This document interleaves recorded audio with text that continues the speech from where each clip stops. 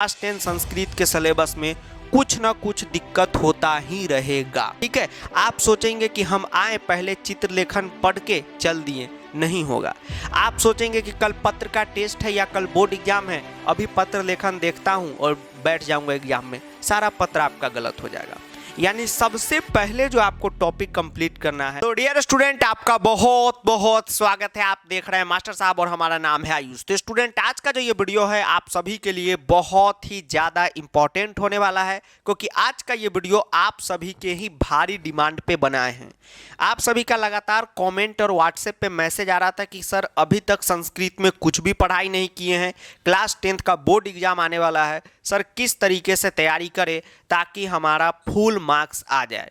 तो आप सभी के डिमांड को पूरा करते ही आज ये वीडियो बनाए हैं। तो जो भी नए बच्चे हैं चैनल को सब्सक्राइब करके बेल नोटिफिकेशन दबा देंगे और शामिल हो जाएंगे फूफा जी की क्लास में। तो चलिए स्टूडेंट, स्टार्ट करते हैं आज का अपना टॉपिक। तो आज का टॉपिक है कि किस तरीके से संस्कृत बोर्ड एग्जाम का तैयारी कम से कम दिनों में यानी कि 40 दिनों में कंप्लीट हो जाए। और यह मान के आपको बताएंगे, अगेन बता रहे हैं कि अभी तक आपने संस्कृत में कुछ भी नहीं पढ़ा है और पिछले क्लास में भी अभी तक आपने कुछ भी पढ़ाई नहीं की है, यानी कि एकदम जीरो पे आप खड़े हैं। तब आपको तैयारी कैसे करना है। और जो भी बच्चे पहले से कुछ पढ़े हैं या थोड़ा बहुत उनको आता है तो आपका तो और 30 दिन में ही कंप्लीट हो जाएगा, तो टेंशन नहीं लीजिएगा। ठीक, उम्मीद करते हैं कि एक कॉपी पेन आप निकाल लिए होंगे और जैसे जैसे लिख रहे हैं उसी तरीके से आप तैयारी कीजिएगा। तो आज जो है आपको सब कुछ बताएंगे कि किस तरीके से प्रिपरेशन स्टार्ट करना है, किस वे में पढ़ाई करना है और किस अप्रोच के साथ पढ़ाई करना है, क्योंकि अप्रोच आप सभी के लिए बहुत ही ज़्यादा इम्पॉर्टेंट है।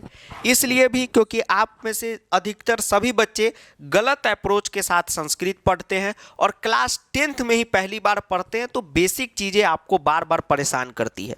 लेकिन आज जो आपको अप्रोच बताएंगे, अगर उस तरीके से आप अपनी पढ़ाई स्टार्ट करेंगे संस्कृत की, तो कभी भी आपको ना कोई बेसिक परेशान करेगा, ना मटेरियल की कमी होगी और इतना बेहतर आप तैयार हो जाएंगे कि जब आप बोर्ड एग्जाम देने जाएंगे तो आपको लगेगा कि संस्कृत का क्वेश्चन आप खुद सेट किए हैं और खुद एग्जाम दे रहे हैं। मतलब एकदम फुल मार्क्स आपका आएगा। ठीक, यस सर।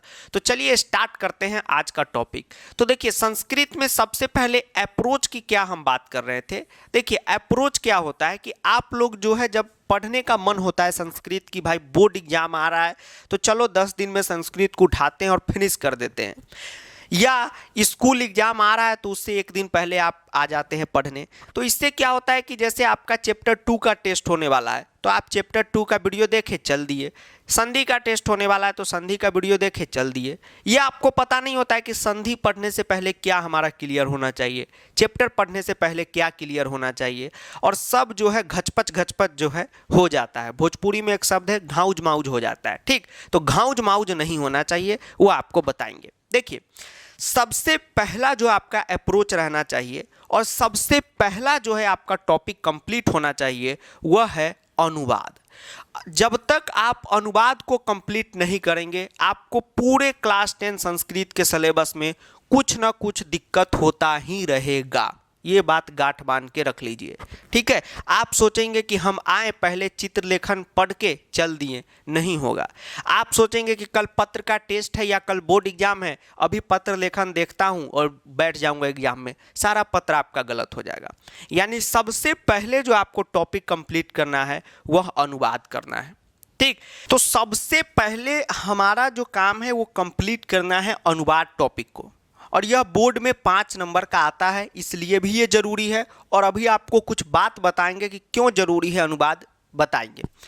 लेकिन उससे पहले बताते हैं कि कंप्लीट कैसे आप करेंगे। तो इसको कंप्लीट करने में आपका मात्र और मात्र 5 दिन लगेगा। और ये नहीं है कि 5 दिन पूरा का पूरा दिन, 1.5 घंटा भी अगर आप रोज देंगे, झूठ आपसे नहीं बोलेंगे, 1.5 घंटा भी अगर आप रोज दे देते हैं 5 दिन, तो अनुवाद आपका एकदम अच्छे ढंग से कंप्लीट हो जाएगा।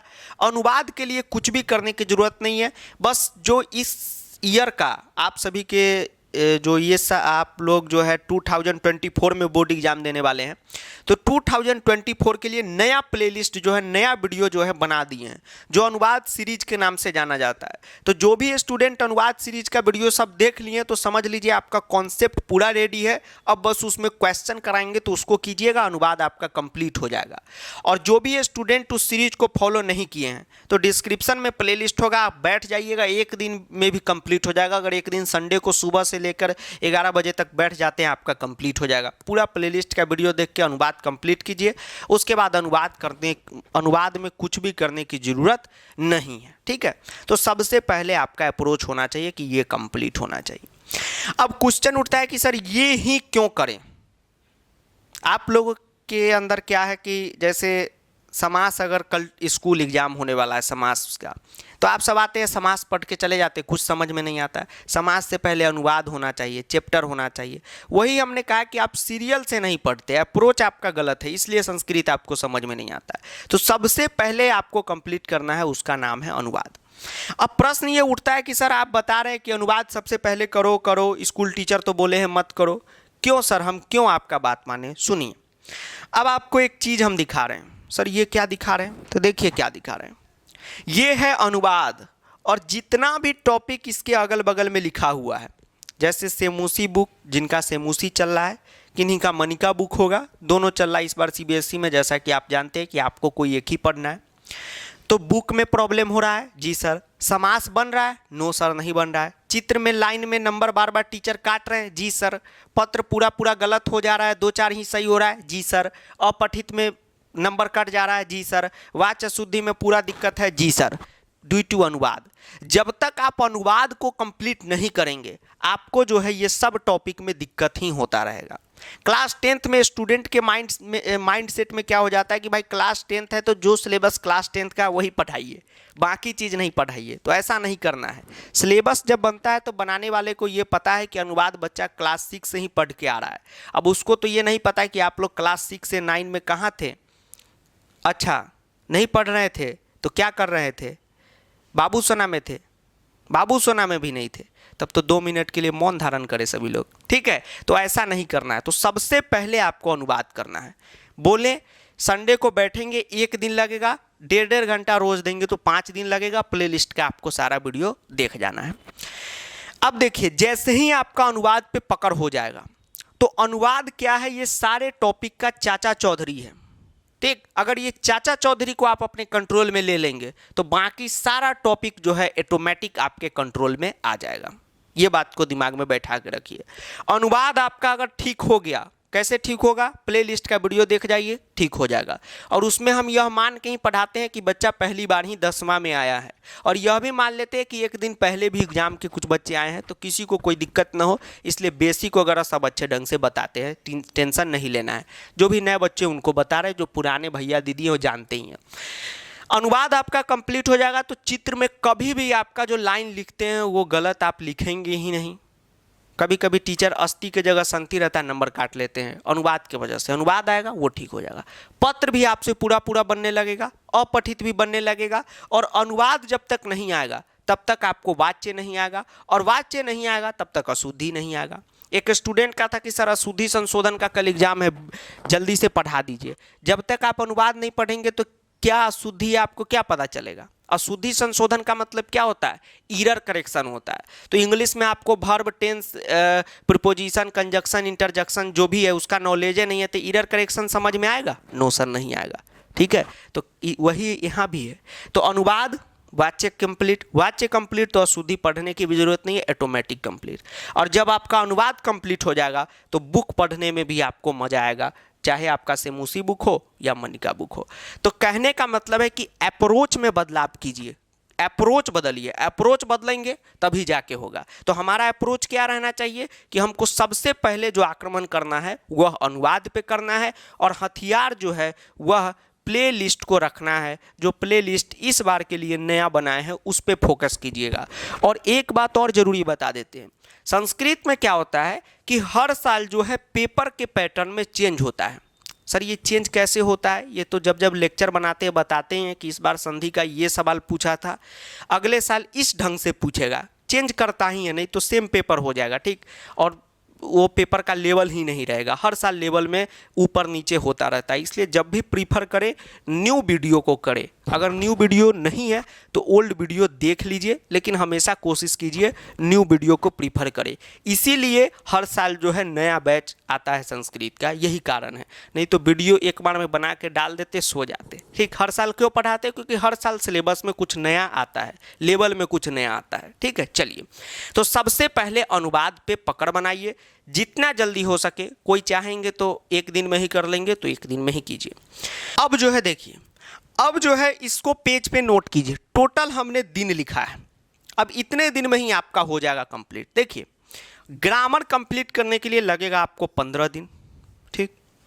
15 दिन मतलब ये नहीं हुआ कि पूरा 15 दिन संस्कृत ही पढ़ना है। एक दिन में हम मिनिमम 1 से 1.5 घंटा मान रहे हैं। और किसी का स्पीड ज़्यादा है और पहले से वो कुछ थोड़ा बहुत जानता है, तब तो समझिए कि 45 मिनट ही डेली। सर ऐसा पार्शियलिटी क्यों?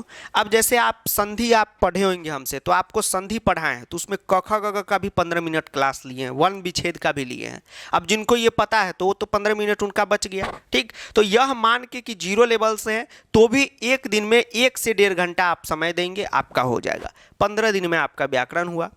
11 दिन में आपका सेमूसी बुक कंप्लीट हो जाएगा। सेमूसी में 9 चैप्टर टोटल पढ़ना है, ठीक है। बीच बीच में तीसरा और 10वां चैप्टर सिलेबस में नहीं है, बाकी सब है, ठीक। एक बार जिनको नहीं पता है लास्ट शर्म कीजिए, ठीक है। 1 2 4 5 6 7 8 9 और 12 टोटल 9 चैप्टर आपको सेमूसी बुक में पढ़ना है।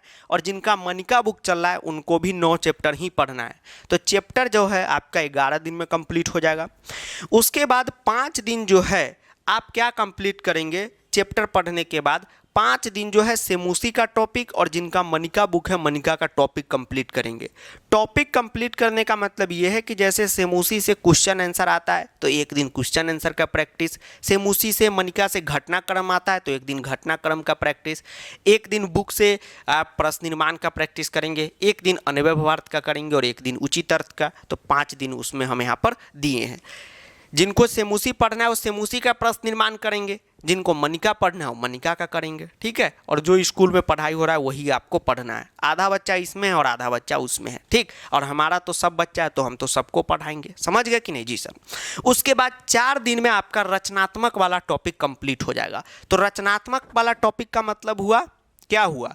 क्रिएटिव राइटिंग वाला टॉपिक, रचनात्मक कार्य, जिसमें आता है चित्र, पत्र, अपठित को भी इसी में काउंट कर लीजिए, वो आपका हो जाएगा। और अनुवाद तो पहले से कंप्लीट है। तो रचनात्मक में चित्र, पत्र और अपठित कंप्लीट करने में आपको लगेगा 4 दिन। तो कितना हुआ? 15 5 20 4 24, कितना हुआ? 5 4 9 9 1 10, तो यहाँ पर 20 हुआ, 10 35, 5 दिन वो अनुवाद का हो रहा था तो 40 दिन टोटल यहाँ पर हो गया। काउंट कर लीजिए, 15 1 16 10 26 26 5 31 31 4 35 और 5 उधर का 40, ठीक है। चलिए, अब जो है आपको बताते हैं कि किस तरीके से आपको पढ़ना है।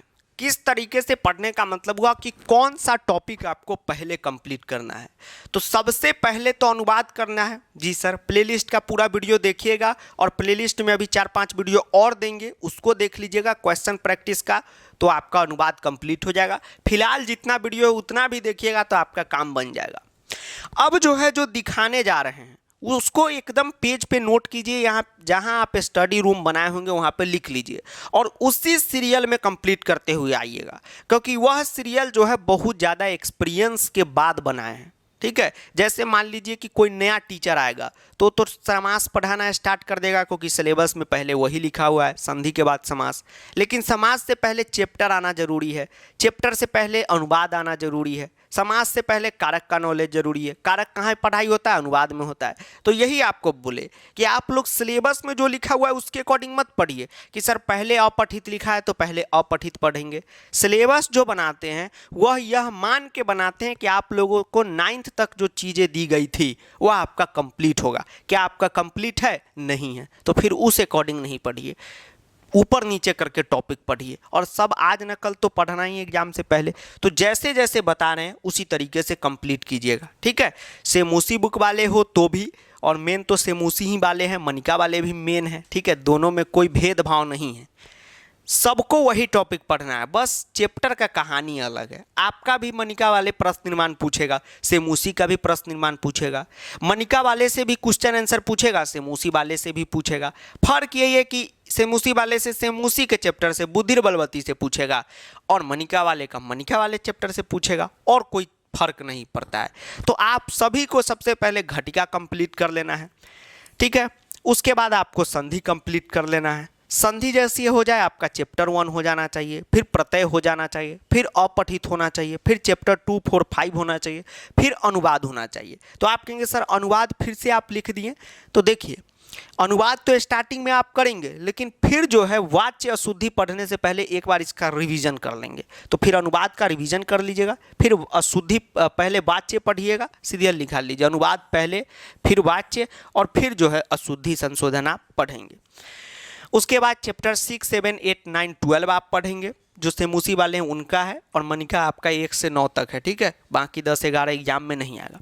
उसके बाद 10वां नंबर पे सेमूसी का टॉपिक, और जो मनिका बुक वाले हैं मनिका का टॉपिक करेंगे। टॉपिक का मतलब हुआ घटनाक्रम, ठीक है। सिलेबस आप ऐप से डाउनलोड कर लीजिएगा, वहाँ पे लिखा हुआ है प्रश्न निर्माण, एकदम सेम 9th वाला टॉपिक है। 9th में आप फोकस, सिलेबस भी पता होगा तो होगा प्रश्न निर्माण, घटनाक्रम, उचित अर्थ, अन्वय भवार्थ, याद कर लीजिए। अन्वय भवार्थ, अन्वय ही पढ़िए, भवार्थ से इजी आपको पड़ेगा। और जब आपका सारा चीज़ कंप्लीट हो जाए तब आप समास और अव्यय कंप्लीट करेंगे।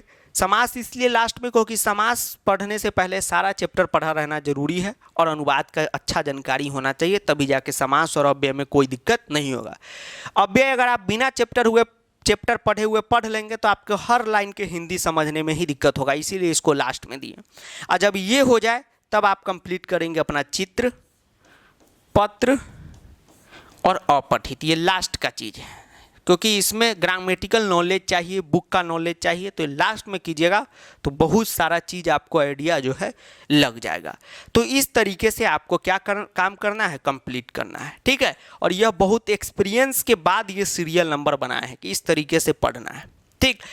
अब जो है आपको बताते हैं कि क्या रिसोर्स रहना चाहिए आपके पढ़ने का। रिसोर्स को हिंदी में हम लोग संसाधन के नाम से जानते हैं कि सर संसाधन क्या रहे। तो सबसे पहले बुक की बात कर ले कि कौन सी किताब आपके पास रहनी चाहिए। तो किताब में संस्कृत के लिए रामबाण किताब है, एनसीईआरटी की बुक, जिनका सेमूसी है, एनसीईआरटी की सेमूसी बुक आती है पतली वाली। अगर आपके पास नहीं है, ठीक है, अगर आप मार्केट से नहीं खरीद पा रहे हैं, सेकेंड हैंड बुक में तो आपको 20 रुपया में मिल जाएगा, ठीक। और एनसीईआरटी की ओरिजिनल लीजिएगा तो 35 रुपये में आपको मिलेगी। लेकिन बुक मार्केट पे जाइएगा तो कभी भी आपको ओरिजिनल निकाल के नहीं देगा, जिसमें हिंदी लिखा रहता है जो 90 रुपया में देता है वो वाला देगा, ठीक। क्योंकि उस पे बुक वाला को टोटल 55 रुपया का कमीशन प्राप्त होता है। सर आप इतना कुछ जानते हैं? जी हाँ। और उस बुक में काफ़ी ज़्यादा अशुद्धि भी रहता है, गलत हिंदी ट्रांसलेशन कर देता है, और वही पढ़ के आप जाते हैं तो बहुत बड़ा नुकसान होता है, ये भी जान लीजिए। हिंदी वाला जिनके पास बुक है और वो सोच रहे हैं कि हम बुद्धि बलवती सदा चैप्टर है उसका पूरा हिंदी पढ़ के चले जाएंगे और एग्जाम में झंडा गाड़ देंगे, नहीं हो पाएगा। घटनाक्रम आपका गड़बड़ हो जाएगा, क्वेश्चन आंसर आपका गड़बड़ हो जाएगा, प्रश्न निर्माण आपका गड़बड़ हो जाएगा। इसलिए हमेशा संस्कृत में एनसीईआरटी की बुक से पढ़ाई कीजिए। अब एनसीईआरटी की बुक से पढ़ाई करने का एक बात आपको बताते हैं कि एनसीईआरटी में तो हिंदी नहीं लिखा हुआ है सर, इसीलिए तो खरीदे हैं। तो टेंशन किस बात का है? कोई भी चैप्टर का आप एनसीईआरटी का लेक्चर देख लीजिएगा, 40 मिनट से ज़्यादा का नहीं है। हाँ सर ये बात तो है, उसमें लाइन बाय लाइन एनसीईआरटी तो पढ़ाइए दिए हैं। सब बच्चा तो उसी तरीके से लाइन बाय लाइन पढ़ता है पेंसिल लेके, और जहाँ जहाँ लगता है वर्ड लिखता चला जाता है। किसी का बुक आप देखिएगा जो हमसे पढ़ रहे हैं पूरा पेंसिल से भरा रहता है, वो बेस्ट बुक है, ठीक। उस तरीके से करना है। उसके बाद बुक तो आपका हो गया। और जो मनिका वाले हैं, तो मनिका वाले का तो अभी फर्स्ट ईयर ही है, लेकिन सीबीएसई पब्लिकेशन का बुक आता है, सरकारी सीबीएसई पब्लिकेशन का। ओरिजिनल नहीं है आपके पास तो मास्टर साहब ऐप में बुक सेक्शन में जाइएगा, आपको ये मिल जाएगा, सीबीएसई पब्लिकेशन वाला, ध्यान रखिएगा। अब देखिए आपको कुछ चीज़ें बताते हैं। अब होता है कि सर बुक का तो ठीक है, अब आपके मन में होता है कि सर मार्केट में जो सैंपल पेपर आया है क्या उसको ले लो? बिल्कुल मत लीजिए। सर क्यों? आपके पास क्या सबूत है कि उसको नहीं ले? क्या वो गलत बुक है? बिल्कुल। देखिए मार्केट में जो संस्कृत का बुक बनता है या सैंपल पेपर बनता है तो वो टीचर नहीं बनाते, क्योंकि संस्कृत के देश में बहुत कम टीचर है, और टीचर में भी बुक लिखने लायक बहुत कम टीचर है, ठीक है। तो सैंपल पेपर जो कंपनी होता है वो क्या करता है कि अपने एडिटर को बैठाता है और सीबीएसई के वेबसाइट से जितना भी क्वेश्चन होता है उसको उसमें डाल देता है। इसीलिए आजकल सैंपल पेपर वाला लिखता है 2018 से लेकर 22 तक का क्वेश्चन दिए हैं, लेकिन उसको पता होना चाहिए कि 2018 में सेमोसी बुक भी नहीं था। सेमोसी बुक का तो आप चौथा बोर्ड एग्जाम ही देने जा रहे हैं और बीच में एक साल कोरोना में कैंसिल ही हो गया था। तो ये तो नया अभी सेमोसी बुक आया ही है, तो इसमें 10 ईयर का क्वेश्चन बैंक कहाँ से आ गया? ठीक है, आपको यकीन नहीं होता आप पूछ लीजिएगा, जो आज से 4 साल पहले 10th किए, 17-18 में किए, 19 में किए, उनसे आप पूछिएगा क्लास 10th में संस्कृत का सेमोसी बुक होता है, वो तो चौंकिए जाएगा, इससे सेमोसी कौन बुक आ गया। ठीक, तो ये सब मार्केट में हम कल देखे 10 ईयर संस्कृत क्वेश्चन बैंक एक बच्चा खरीद के लाया था, जो फेक है। 10 ईयर अभी हुआ भी नहीं है सेमोसी बुक का। तो सर उससे पहले बोर्ड एग्जाम नहीं होता था, उससे पहले दूसरा बुक चलता था, मनिका चलता था, फिर मनिका बंद हुआ, फिर मनिका स्टार्ट हो गया, और उससे पहले एक और बुक चलता था 11th वाला भास्वती। ठीक है, तो कहने का मतलब है कि हर 3 साल में बुक चेंज होता है, तो हर बुक पे क्वेश्चन बनता है। ठीक, तो इसीलिए मार्केट में वो सब कितना कन्फ्यूजन हो गया जी सर, तो कन्फ्यूज कर दिया आपको। तो इसलिए सेमोसी है तो एनसीईआरटी का अच्छे ढंग से लाइन बाय लाइन पढ़िए, नहीं है तो बुक का पीडीएफ ऐप पर है, देख लीजिएगा। अब आता है कि सर वो तो ठीक है, प्रश्नों का अभ्यास कहाँ से करें सर, ये तो मेन है। तो एक बात आपको बताते हैं, अभ्यास करने के लिए भी कोई भी मार्केट से बुक नहीं लीजिए, इसके पीछे का भी लॉजिक सुनिए। अभ्यास यानी प्रैक्टिस के लिए क्या होता है संस्कृत में कि मैथ में तो कुछ अच्छी अच्छी किताबें हैं, वो काफ़ी अच्छी हैं। संस्कृत में क्या होता है, हर टॉपिक का अप्रोच अलग है बोर्ड का सवाल पूछने का, हर टॉपिक का अप्रोच अलग है सवाल पूछने का। आप कहेंगे सर ये आपको कैसे पता चलता है? तो देखिए, जो एग्जाम में क्वेश्चन बनाते हैं वो तो कोई यूट्यूबर नहीं होते हैं या कोई भैया तो नहीं होते यूट्यूब के, वो क्या होते हैं, वो यूनिवर्सिटी के लोग होते हैं। ठीक है, और हमारा जो है डेली यूनिवर्सिटी में पढ़ना पढ़ाना, उनके साथ उठना बैठना रहता है, तो हमको पता रहता है कि वो किस अप्रोच के साथ क्वेश्चन सोचते हैं। ठीक है, तो संस्कृत में यही राज जान लीजिए आज से कि कोई भी बुक से क्वेश्चन नहीं आता है, हर टॉपिक का अप्रोच अलग है, क्योंकि एक आदमी क्वेश्चन नहीं बनाता है, वहाँ पे 10 आदमी बनाता है, हर आदमी पे 1 से 2 टॉपिक पढ़ता है। अच्छा सर ये बात है, हाँ ये कोई स्कूल के टीचर नहीं है कि एक ही टीचर मैथ साइंस सबका क्वेश्चन सेट कर दिए। ठीक है, एग्जाम में 10 आदमी सेट करता है, तो हर का माइंडसेट अलग है और हमको पता है कि किस माइंडसेट से क्वेश्चन आएगा, तभी आप देखते हैं कि हर साल बोर्ड में बच्चा धमाका करता है। तो आप भी करेंगे तो वही बताएं आपको, जैसे आप अब बता रहे कहाँ से अभ्यास आप करेंगे। जैसे आप देखेंगे कि ये जैसे सेमोसी का एक टॉपिक ले लीजिए, प्रश्न निर्माण ले लीजिए। एनसीईआरटी का अगर आप प्रश्न निर्माण रटते नहीं है, उसके कॉन्सेप्ट को समझ लेते, अभी तो वो स्टार्टिंग किए हैं कॉन्सेप्ट वाइज, तो प्रश्न निर्माण आपका हो जाएगा। फिर ये संधि में एनसीईआरटी का क्वेश्चन काम नहीं आएगा बोर्ड में, संधि में फिर बुक के अंदर से निकालना होगा। ठीक है, फिर आप समास पढ़ने आएंगे तो समास में आपको बताते हैं, समास में बहुब्रीहि समास में आपको दिक्कत होगा तो अंदर से छांट के निकालना होगा कि बहुब्रीहि समास इस साल के लिए क्या है। ठीक, तो ये मार्केट वाला बुक में नहीं मिलेगा। हर टॉपिक में किस माइंडसेट के साथ क्वेश्चन सेट करेगा, अगर प्रत्यय का सेटर है तो हमको पता है कि प्रत्यय का सेटर किस नज़रिए से क्वेश्चन सेट करेगा। आप प्रत्यय का लेक्चर देखिएगा या जो भी हमसे पर्सनली पढ़ते हैं ऑफलाइन में, चाहे प्रो बैच हो गया बूस्टर बैच हो गया, उसमें आप देखेंगे कि उस नज़रिए से हम बताते हैं कि भाई ये समास है तो इसमें इस प्रकार का क्वेश्चन सेट करेगा। ठीक, तो संस्कृत में यही खास बात है कि हर सेटर जो है अलग ढंग से सेट करता है क्वेश्चन, इसलिए इसका जो प्रैक्टिस है, इसका प्रैक्टिस के लिए एकमात्र उपाय है कि जो आप हमसे पढ़ रहे हैं और जो जो क्वेश्चन हम करा रहे हैं बस उसी का प्रैक्टिस आप एकदम दमदार में करिए, वही आपके लिए काफ़ी है, एकदम रामबाण है, उसी का प्रैक्टिस। ये बात आप अपने ध्यान में रखिएगा। ठीक है, इसीलिए आप देखते होंगे कि एक आप बड़ाई नहीं कर रहे, तारीफ नहीं कर रहे, आप पूछिएगा किन्हीं से कि क्या संस्कृत पढ़ के हमसे गए थे, यानी आप किसी भैया दीदी से पूछेगा जो आपके सीनियर होंगे या भैया दीदी होंगे कि क्या आप ये सर से संस्कृत पढ़ के गए थे तो क्वेश्चन बनाए थे, वो कहेंगे हाँ। और आप कोई भी लेक्चर खोल दीजिए, उसमें का कोई भी क्वेश्चन किसी बुक से नहीं मिलेगा। ये भी बच्चों का प्रश्न रहता है कि सर ये क्वेश्चन आप लाते कहाँ से, वो किस बुक से लाते हैं हमको भी बता दीजिए। हम कोई बुक से लाते ही नहीं हैं, तो सर कैसे लाते हैं, वही आपको बताए कि क्वेश्चन जो है बड़े बड़े जो बुद्धिजीवी प्रोफेसर होते हैं वो सेट करते हैं। हमारा वहाँ रोज़ आना जाना है, पढ़ना है, ठीक। तो हमको पता है वो किस माइंडसेट से सोचेंगे, इसलिए वो रिसर्च कर करके हम बनाते हैं। जैसे प्रश्न निर्माण है, हमको पता है प्रश्न निर्माण का जो सेट कर रहा है क्वेश्चन, वो एनसीईआरटी बुक लेकर ही बैठता है, लेकिन उसमें कुछ खुरापत कर देता है। तो एनसीईआरटी का सारा क्वेश्चन, अभी प्रश्न निर्माण का सीरीज चला रहे हैं इस साल के लिए, एनसीईआरटी का सारा क्वेश्चन उसमें कराएंगे, और जो जो खुरापात होगा वो सब हम कर देंगे, बोर्ड में आप भी कर देंगे, नंबर आ जाएगा। फिर समास में अलग तरीके से पढ़ेंगे। फिर बहुब्रीहि समास है, उसमें सभी बच्चा को दिक्कत होता है तो उसका चार्ट दे देंगे पढ़ने के लिए, ठीक। तो ये होना चाहिए। तो ठीक है, तो इस तरीके से आप पढ़ेंगे। यूट्यूब पे लगभग जितने भी है लेक्चर अपलोड है, बाकी धीरे धीरे अपलोड करेंगे, और जो है आराम से आप पढ़ते रहिए, कोई भी टेंशन नहीं लेना है। हाँ, एक बात और बताना आपको भूल ही गए, आप सभी के संस्कृत का जो प्रिपरेशन है वो बहुत अच्छे ढंग से हो, उसके लिए बोर्ड बूस्टर बैच जो है वो आ चुका है। तो जो भी बच्चे अभी तक इसमें एडमिशन नहीं लिए हैं वो इसमें एडमिशन ले लीजिएगा। और एक क्वेश्चन रहता है कि सर बोर्ड बूस्टर में लाइव क्लास होगा, तो बिल्कुल लाइव क्लास स्मार्ट बोर्ड पर होगा और एकदम बेसिक जीरो लेवल से होगा। और हाँ, आपको हम हमेशा बताते हैं कि जब भी मार्कर पकड़ के पढ़ाते तो यह मान कर ही पढ़ाते कि बच्चा पहली बार ही 10th में पढ़ने आया है, कुछ भी उसको पता नहीं है, क ख ग घ भी नहीं पता है, तो किस तरीके से उसको समझाना है, तो अच्छे ढंग से समझाते हैं, ठीक। यही अब बोर्ड बूस्टर बैच है, तो इसमें जो है कंप्लीट आपका तैयारी हो जाएगा। जान लीजिए, जो उनको नहीं पता है, बोर्ड बूस्टर बैच में जितना भी टॉपिक आपको पढ़ना है एकदम कंप्लीट आपका टॉपिक का जीरो लेवल से पढ़ाई, उस टॉपिक से जितने भी क्वेश्चन बोर्ड में आ सकते हैं, आ सकते हैं, उसी में से आएगा, ये भी ऑन रिकॉर्ड रख लीजिए।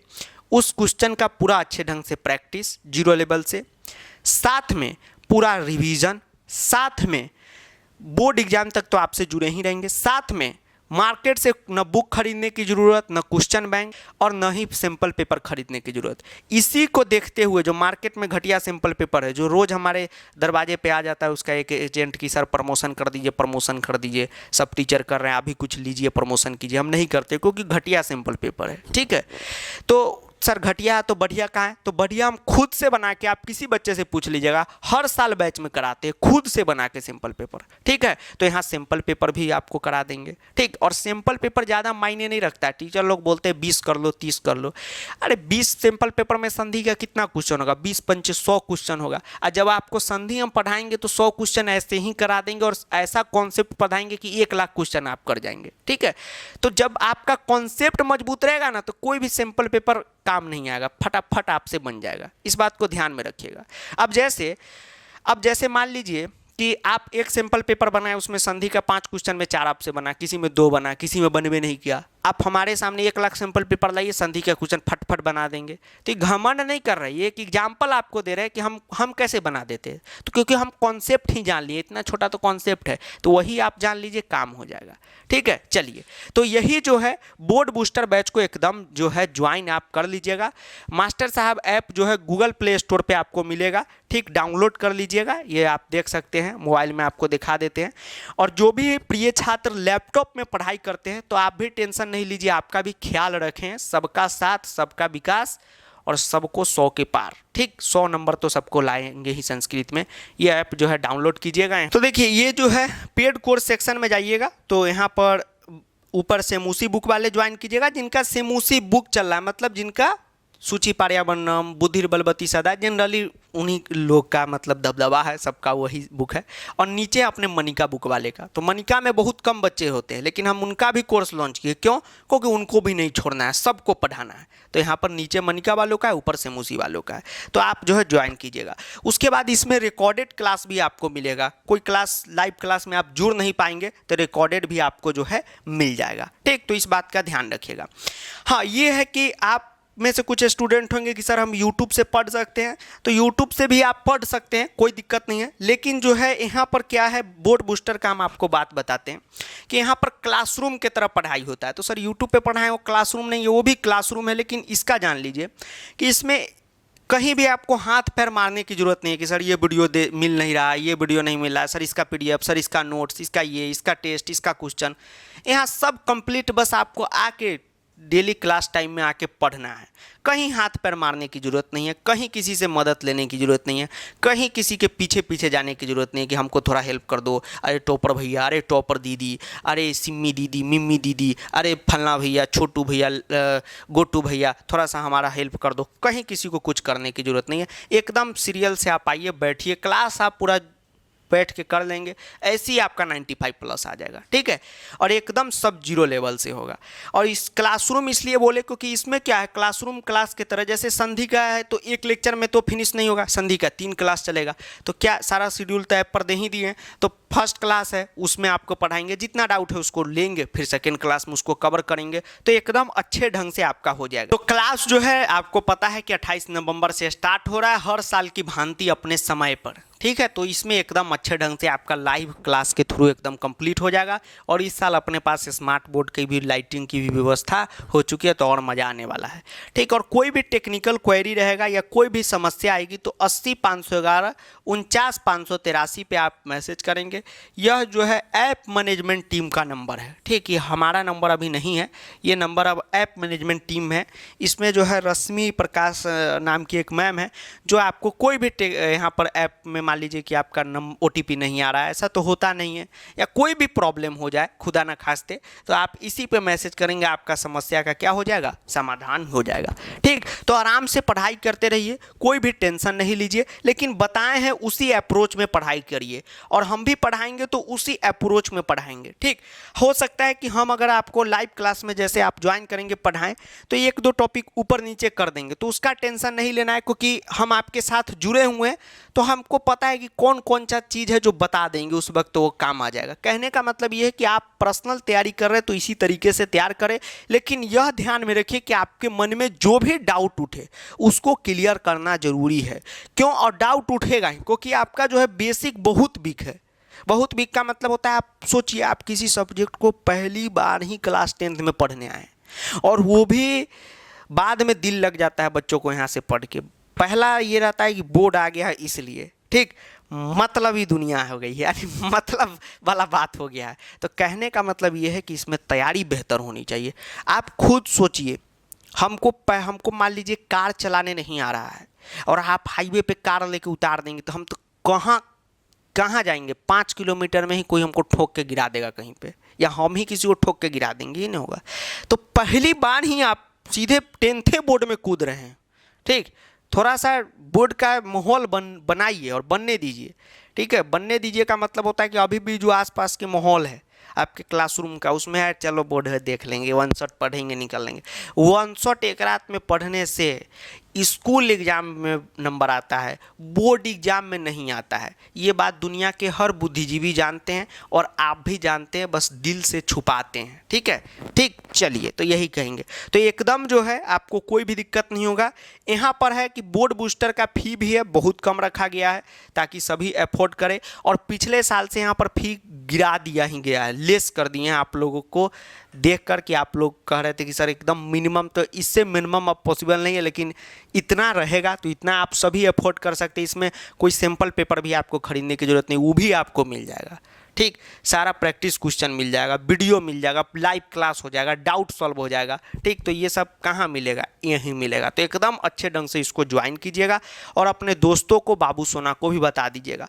और बाबू इसका जो PDF है ये आपको हम जो है प्रदान कर देंगे कहाँ पे, तो ये आपको मिल जाएगा मास्टर साहब ऐप के लाइब्रेरी सेक्शन में। ठीक है, चलिए, तो इसी बात के साथ विदा लेते हैं और मिलते हैं अगले वीडियो में। तब तक के लिए जय हिंद, वंदे मातरम, आदाब, नमस्कार, सत श्री अकाल, प्रणाम, धन्यवाद। वीडियो को दोस्तों के साथ जुलूल शेयर करना है, बाबू सोना के साथ भी शेयर करना है, और बोर्ड बूस्टर बैच में तो एकदम 100% ज्वाइन करना है, क्योंकि वहाँ पे लाइव क्लास के थ्रू आपका टोटल चीज़ कंप्लीट हो जाएगा। और आप जान ही रहे हैं कि यहाँ पर आप हमसे क्लास करेंगे तो कोई आपको बेसिक का, डाउट का कोई टेंशन ही नहीं लेना है। जितना आपको 10th में पढ़ना है निचोड़, वो आपको पढ़ा देंगे। और ये बात जो बताए हैं, कोई हम वहाँ पे बुक से क्वेश्चन नहीं कराएंगे, तो सर क्वेश्चन नहीं कराइएगा, सब कुछ बताए ना, कराएंगे उस अप्रोच के साथ कराएंगे जिस अप्रोच के साथ सेटर जो है क्वेश्चन सेट करता है। ठीक, ताकि आप जाएंगे तो आपको लगेगा कि आप खुद क्वेश्चन सेट किए हैं। ठीक है, तो मज़ा आ जाता है।